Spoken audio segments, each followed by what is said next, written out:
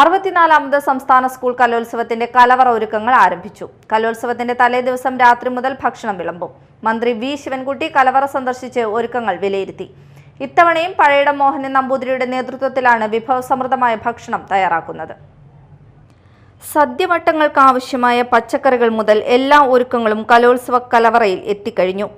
ഇന്ന് രാവിലെ മുതൽ കലവറ നിറച്ചു തുടങ്ങി. ഉച്ചതിരിഞ്ഞ് 3 മണിക്ക് പഴയിടം മോഹനൻ നമ്പൂതിരിയുടെ നേതൃത്വത്തിൽ പാലുകാച്ചൽ ചടങ്ങ് പൂർത്തിയാകുന്നതോടെ സദ്യയ്ക്ക് വേണ്ട ഒരുക്കങ്ങൾ ആരംഭിക്കും. പച്ചക്കറികൾ അരിയലും അടുപ്പുകൂട്ടലും തുടങ്ങി കലവറ സജീവമാകാൻ മണിക്കൂറുകളുടെ കാത്തിരിപ്പ് മാത്രം.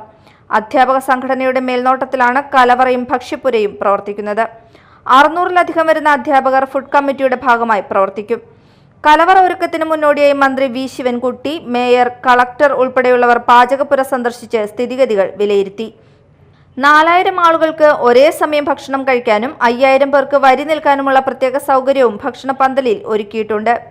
രാവിലെ എല്ലാ ദിവസവും 10000-ലധികം ആളുകൾക്ക് ഭക്ഷണം ക്രമീകരിക്കും. ഉച്ചയ്ക്ക് 20000 ആളുകൾക്കുള്ള ഭക്ഷണവും തയ്യാറാക്കും. ഭക്ഷ്യപ്പുര കുറ്റമറ്റ രീതിയിൽ വിപുലമായി പ്രവർത്തിക്കുമെന്ന് മന്ത്രി വി ശിവൻകുട്ടി പറഞ്ഞു. 4 നേരമായി 60000 പേർക്ക് ഭക്ഷണം കൊടുക്കേണ്ടി വരുമെന്നാണ് ഒരു പൊതുവിൽ എടുത്തിട്ടുള്ള ഒരു കണക്കെന്ന് പറയുന്നത്. നമ്മുടെ ഇതിന്റെ ചുമതല വഹിക്കുന്ന നമ്പൂതിരി ഇവിടെ ഉണ്ട്. കുട്ടികൾ ശേഖരിച്ച പച്ചക്കറി നല്ല പച്ചക്കറിയാണ്. അങ്ങനെ ഒരു വ്യാപകമായ തോതിൽ വലിയൊരു ക്യാമ്പയിൻ നടത്തിയൊന്നുമല്ല ശേഖരിച്ചത്. ഒരറിയിപ്പ് കൊടുത്ത് കുട്ടികളെ കൊണ്ടുവന്ന് ശേഖരിച്ചത് മാത്രമേ ഉള്ളൂ.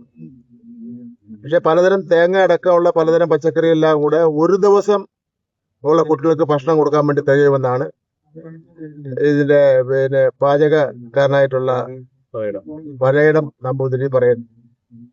വലിയ സൗകര്യങ്ങളാണ് ഒരുക്കിയിരിക്കുന്നത്. ഒരു നല്ല ഒരു സ്റ്റാർ ഹോട്ടലിന്റെ സൗകര്യങ്ങളാണ് ഒരുക്കിയിട്ടുള്ളത്. മെത്തയുണ്ട്, തലകണയുണ്ട്, ഷീറ്റുണ്ട്. ഈ സൗകര്യങ്ങളെല്ലാം തന്നെ എല്ലാ സ്ഥലങ്ങളിലും ഒരുക്കിയിട്ടുണ്ട്. മത്സരങ്ങൾ നീണ്ടുപോയാലും എല്ലാ കുട്ടികൾക്കും വേണ്ടി രാത്രി 1 മണി വരെ കലവറ പ്രവർത്തിപ്പിക്കുമെന്ന് സംഘാടകർ അറിയിച്ചു. Media time, Thrissur.